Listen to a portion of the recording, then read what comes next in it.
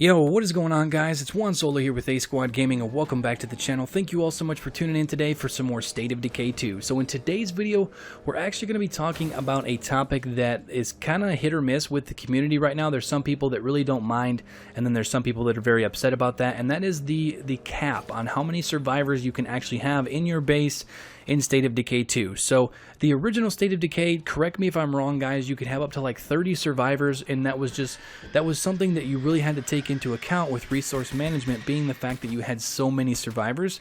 And I think a lot of people are a little bit upset with State of Decay 2 because currently in the game we only have a 9 survivor cap. There are a couple ways that you can actually have more than 9, but the game system and everything involved with it isn't really meant to have any more than that. So today's video, we're going to kind of talk about why that is, why there's a cap limit, and then also how you can get up to 12 survivors in your community, and if this is something that might be changed down the road, you know, further on in the game's life cycle, and all that good stuff. So without further ado, guys, let's waste no more time and let's jump right into it. So the reason that there is actually a cap limit on the characters, this was sort of a mix of motivations from the dev team, and this is all confirmed information from the devs, guys. I did my research, I talked to them, I kind of wanted to get the inside information on this because I know this is a topic that you guys have been talking about in the comment section since we found out that there was actually a small cap limit, I guess you could say, on the survivors that you could have in your enclaves.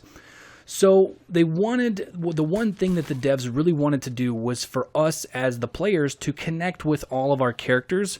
And when you get up to, you know, 15, 20, 25, 30 survivors, that sort of becomes impossible just because you have so many people and it's no longer a community. It's no longer, you know, I like this survivor, I like that survivor.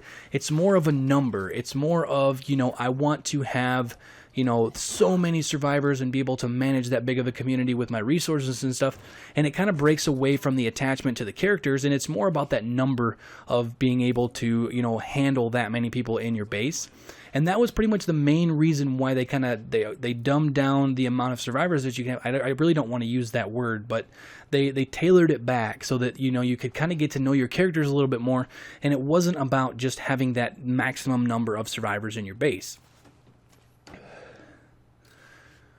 But there were also other things that they did take into account with this system. So the one thing they did say is they could only have a certain number of AI humans in the game at any given time. And if the population of your community got too high, the discrepancy between how many people you are supposed to have versus how many people you can actually see in the world became very unbalanced. So for instance, let's just throw a number out there. This right here, this part, these numbers are just, you know, I'm just spinning them out as I go.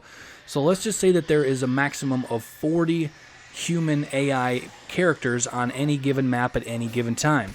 If you have 30 of those in your base, you're going to very rarely, if at all, going to be coming across these NPCs out in the open world. Those numbers are probably a little bit high, but I'm just kind of using that as a reference because they're only allowed to have so many AI humans in the game, and if you have so many of them around your base, one, that's going to kind of cut down on performance when you're around your base having that many NPCs running around, as well as you're not going to run into any NPCs out in the open world, and it's going to kind of unbalance the whole gameplay idea of what State of Decay is kind of going towards, you know, running across a random survivor or a random trader or that kind of thing. When you're out in the open world, you're going to have 90% of the population of each map at your base, so you're gonna it's gonna feel like a barren wasteland when you're out there in the open world if you have that many survivors at your base.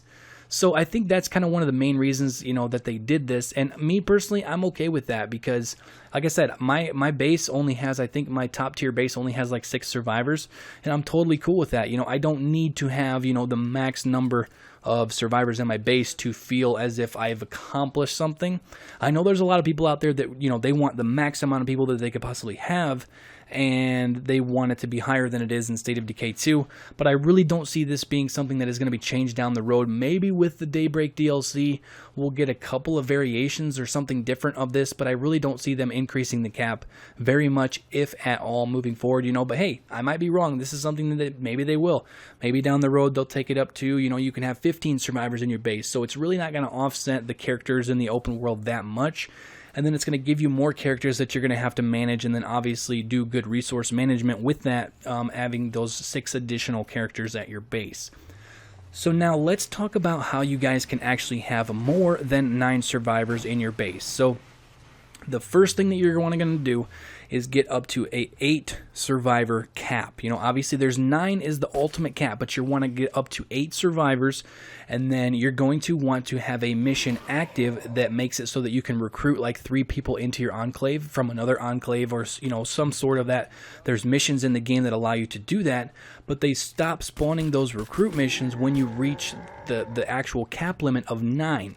So you're going to want to get to 8 survivors and then have one of those, you know, recruit missions active, because the active ones are automatically grandfathered in, they don't go away. So you get up to 8 characters, you get one of those missions active, you go and you recruit your 9th character as well as the other 3 characters in that mission, and there you go, you have it. You have 12 survivors, which is as high as you're going to get in State of Decay 2 in its current state, but maybe down the road they might increase this cap. But that's pretty much all for the video, guys. I just kind of wanted to give you guys the reasoning behind the cap limit of characters at your base in State of Decay 2. And like I said, all this information is confirmed from the devs. This is why they did it, and then also how you guys can get the max amount, which currently is 12. That way, if you guys want to max out, obviously, and have the most resource management, I guess you could say, compared to the first State of Decay, I laid that all out for you guys in this video. So hopefully you guys enjoyed it. Hopefully you guys learned something. If you did, make sure to slap that like button. Also, if you guys are new to the channel, make sure to subscribe to stay up to date on all things State of Decay 2. I'm going to be trying to keep up with my daily videos, and then also I'm going to be branching out a little bit, guys. I'm going to continue to have one State of Decay 2 video up every single day if my schedule allows it. And then I will also have maybe a second upload kind of here and there up talking about some other games that I kind of want to talk about. Obviously, there's World War III that was just recently announced, as well as Dead Matter, which is another open world zombie survival game that's going to be coming out later this year, as well as a couple others that I kind of want to talk to you guys about on the channel. But that is pretty much all for now, guys. Thank you all so much for watching, and I will catch you guys later. Peace out.